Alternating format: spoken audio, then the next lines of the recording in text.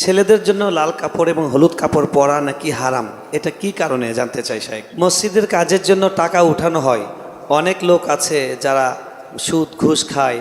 আমরা ওয়াজে শুনেছি কাবা ঘরে কিছু অংশ বাকি ছিল, হারাম টাকা নেওয়া হতো না সেজন্য। তাহলে মসজিদের জন্য টাকা উঠানোর সময় কেন বলে না যাদের হারাম ইনকাম তাদের টাকা নেওয়া হবে না? আলহামদুলিল্লাহ, এটা তো সুন্দর কথা এবং সুন্দর দরকারি প্রশ্ন। আজকাল মসজিদ মাদ্রাসা বলেন আর ওয়াজ মাহফিল বলেন আর যাই বলেন, আমরা চাই সেটা চাকচিক্যময় হোক, টাকা হালাল হোক বা হারাম হোক, সেটা নিয়ে আমাদের তেমন কোনো মাথা ব্যথা থাকে না। প্রশ্নকর্তা যেটা বলেছেন সঠিক তথ্য। আপনারা যারা মক্কা গিয়েছেন তারা দেখেছেন, যারা অনলাইনে বা ভিডিওতে দেখেছেন তারাও জানেন যে কালো গিলাপে মোড়ানো কাবা ঘর বাইতুল্লাহ, এই মসজিদ, এটার এক পাশে বুক পরিমাণ ওয়াল উঁচু করে রাউন্ড করা আছে। এটা মূলত কাবার ভেতরের অংশ ছিল। নবী করিম সাল্লাল্লাহু আলাইহি সাল্লামের দাদা আব্দুল মুত্তালিবের আমলে যখন কাবা পুনর্নির্মাণ সংস্কার করার উদ্যোগ নেওয়া হয়, তখন তারা মুশরিক ছিলেন মক্কার মানুষেরা, কিন্তু তাদের মধ্যে হালাল হারামের চেতনা ছিল।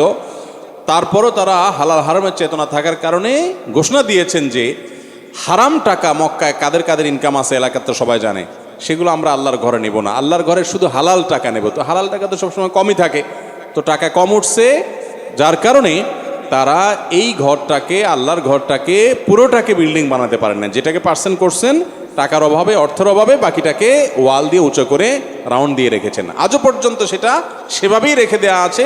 সেই স্মৃতি আমাদেরকে শিক্ষা দেয় যে আল্লাহর ঘরে বা দ্বীনের কাজে হারাম টাকা দেয়া যাবে না। নবী সাল্লাল্লাহু আলাইহি ওয়াসাল্লাম বলেছেন, ইন্নাল্লাহা তাইয়্যিবুন লা ইয়াকবালু ইল্লা তাইয়্যিবা, আল্লাহ পবিত্র, যার কারণে হালাল এবং পবিত্র দান ছাড়া কিছু আল্লাহ তাআলা গ্রহণ করেন না। এই জন্য ভাইরা আমার, হারাম টাকা এটা দান করলে সওয়াব হবে না। আমাদের দেশে বেশিরভাগ মানুষ মনে করে আরে পয়সা করে কামাই নেই, এরপরে একটা সময় এসে দান দক্ষিণা করিডোরে হাজি সাহেব গাজী সাহেব সেজে যাব। মানুষের চোখে দুলা দিতে পারবে না। আল্লাহ তাআলা আপনার ব্যাকগ্রাউন্ড জানে না।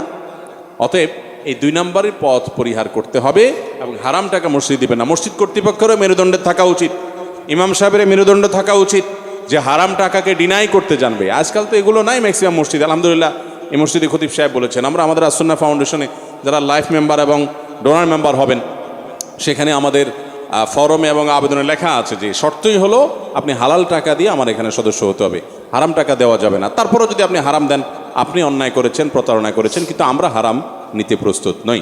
আল্লাহ তাআলা সব আমাদেরকে এরকম দায়িত্বশীল ভূমিকা নেওয়ার তৌফিক দান করুন। আমিন। রাফি দত্তপাড়া রসুলবাগ থেকে, ছেলেদের জন্য লাল কাপড় এবং হলুদ কাপড় পরা নাকি হারাম, এটা কি কারণে জানতে চাই শাইখ। লাল কাপড় এবং হলুদ কাপড় পরা ডাইরেক্ট হারাম বলা কঠিন। বিভিন্ন হাদিসে একেবারে নিরেট লাল, টকটকা লাল, যেটা পিওর লাল, যেখানে কোনো মিশ্রণ নাই, এবং হলুদ, এই দুটির ব্যাপারে বিভিন্ন রেওয়ায়েতে নবী করিম সাল্লাল্লাহু আলাইহি সাল্লাম থেকে নিষেধাজ্ঞা প্রমাণিত। সেটাকে ফুকাহে কেরাম মাকরুহ বলেছেন, অপছন্দনীয়, অনুত্তম, অনুচিত, না পরা উচিত। পিওর লাল, পিওর হলুদ পুরুষের জন্য। এখন আপনি যদি বলেন যে এটা কি জন্য নিষেধ করা হয়েছে, আমি বলবো এটা মহিলাদের জন্য রিজার্ভ। এই কালার কাদের জন্য রিজার্ভ? অন্যান্য কালার আপনিও পড়তে পারেন, মহিলারাও পড়তে পারে, আর মহিলারা এই কালার তাদের জন্য স্পেশাল। দিন বা ইসলাম বলে মহিলাদেরকে খাটো করছে কিছু খাটো বুদ্ধির মানুষরা বলে।